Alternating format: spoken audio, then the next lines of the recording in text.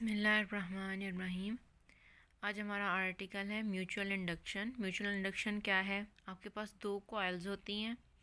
एक कॉइल में आप करंट को चेंज करोगे तो दूसरी कॉइल में इंड्यूस्ड ईएमएफ प्रोड्यूस हो जाती है। ये कहलाता है म्यूचुअल इंडक्शन। म्यूचुअल इंडक्शन के लिए डायग्राम हम देख लेते हैं जी। ये इस तरह से दो कॉइल्स बनाई गई हैं। एक है जी, एक को प्राइमरी कॉइल का नाम दिया गया है और एक को सेकेंडरी कॉइल का। इसके डायग्राम मैंने पेज पे इस तरह बना के दिखा दिया ताकि आपको समझ आ सके। एक आपके पास प्राइमरी कॉइल है, एक है जी सेकेंडरी कॉइल। वापस आते हैं इसके ऊपर। एक प्राइमरी कॉइल है। प्राइमरी कॉइल क्या होती है? जिसमें सीरीज़ में स्विच लगा हुआ है, बैटरी और रियोस्टेट। ये देखें, ये इसमें सीरीज़ में स्विच लगा हुआ है, बैटरी लगी हुई है और एक रियोस्टेट लगा हुआ है। रियोस्टेट क्या है? वेरिएबल रेजिस्टेंस, जिसमें आप आगे पीछे वायर को मूव करोगे तो रेजिस्टेंस चेंज हो जाती है। ये कहलाती है प्राइमरी कॉइल। और जिस कॉइल में सीरीज़ में गैल्वेनोमीटर लगा हुआ होता है वो कहलाती है सेकेंडरी कॉइल।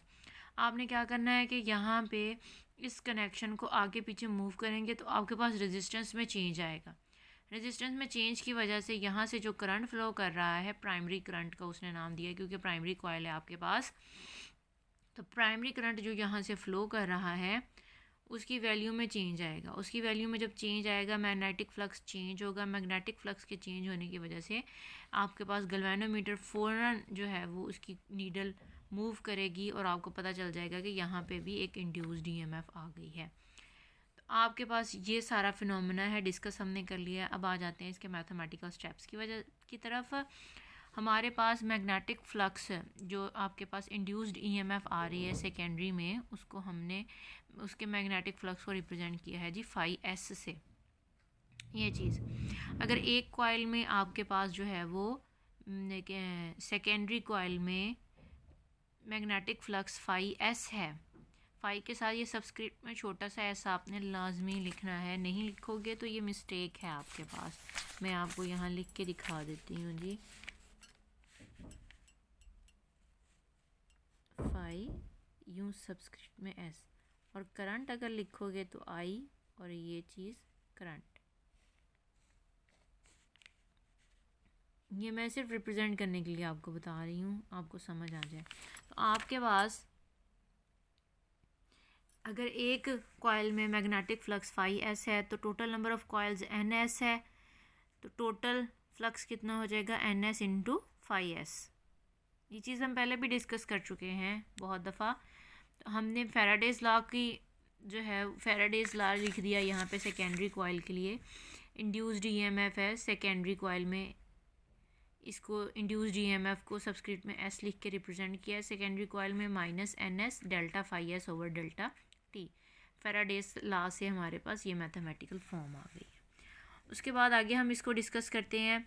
जितनी ज़्यादा आप जो है वो रेजिस्टेंस में चेंज आएगा, जितना वो करंट को उतना चेंज करेगा और करंट आगे मैग्नेटिक फ्लक्स में उतनी तब्दीली लेके आएगा। यानी कि करंट किसके डायरेक्टली प्रोपोर्शनल हो गया? मैग्नेटिक फ्लक्स के। तो N S phi S directly proportional है प्राइमरी करंट के। देखिए यहाँ सेकेंडरी का सिंबल आएगा और इधर प्राइमरी का।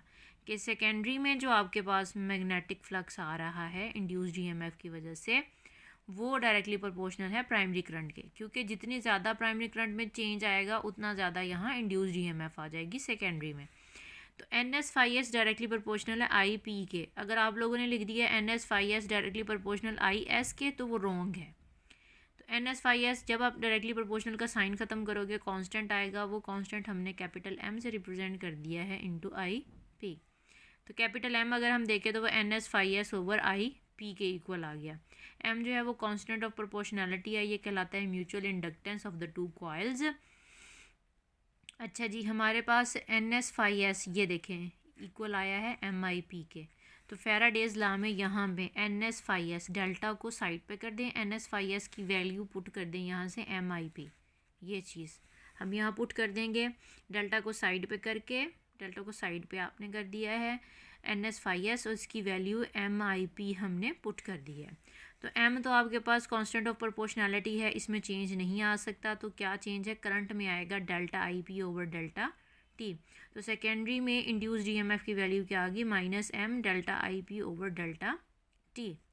इसी क्वेश्चन से क्या साबित हो रहा है कि सेकेंडरी कॉइल में जो इंड्यूस्ड ईएमएफ आ रहा है वो डायरेक्टली प्रोपोर्शनल है rate of change of current in the primary coil.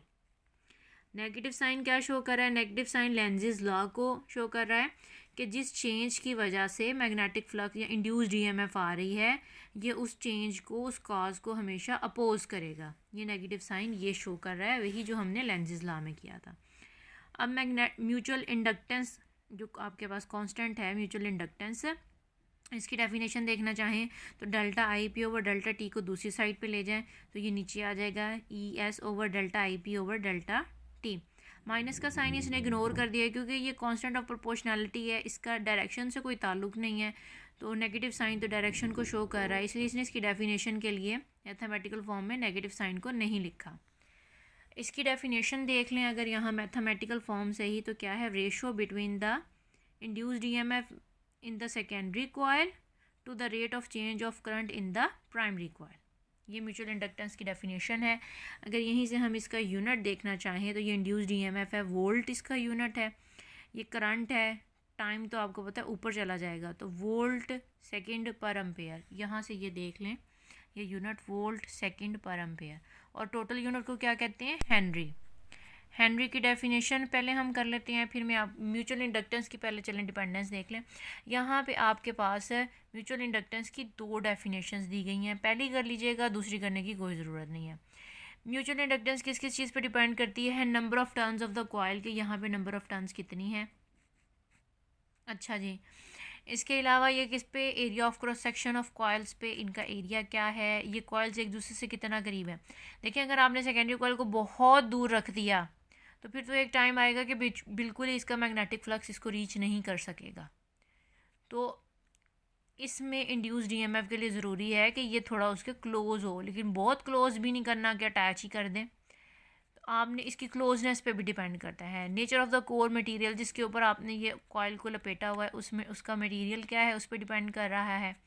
Orientation of the coils को आपने किस तरह से रखा हुआ है, पैरेलल, परपेंडिकुलर या जिस तरह से भी रखा हुआ है, इस पे म्यूचुअल इंडक्टेंस की डिपेंडेंस है। हेनरी इसका यूनिट है। डेफिनेशन यूनिट की फर्स्ट ईयर में आपको बहुत दफ़ा करना सिखा दी हुई है, तो इसकी डेफिनेशन उसी तरह से मैथमेटिकल स्टेप की तरफ आएँ। क्या होगा जी?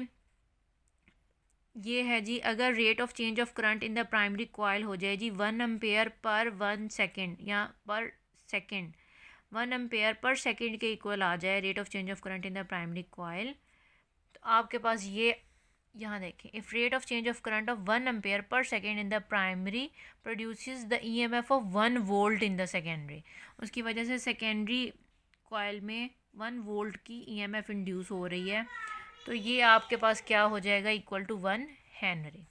If rate of change of current of 1 ampere per second in the primary produces the EMF of 1 volt in the secondary, then the mutual inductance of pair of coils is said to be 1 henry. आगे self induction देख लें। Self induction में सिर्फ एक coil होगी, इसमें resistance में आगे पीछे मूव करेंगे, कनेक्शन को करंट में चेंज जाएगा और करंट में चेंज की वजह से इसी कॉइल के अंदर ईएमएफ इंड्यूस हो जाएगी।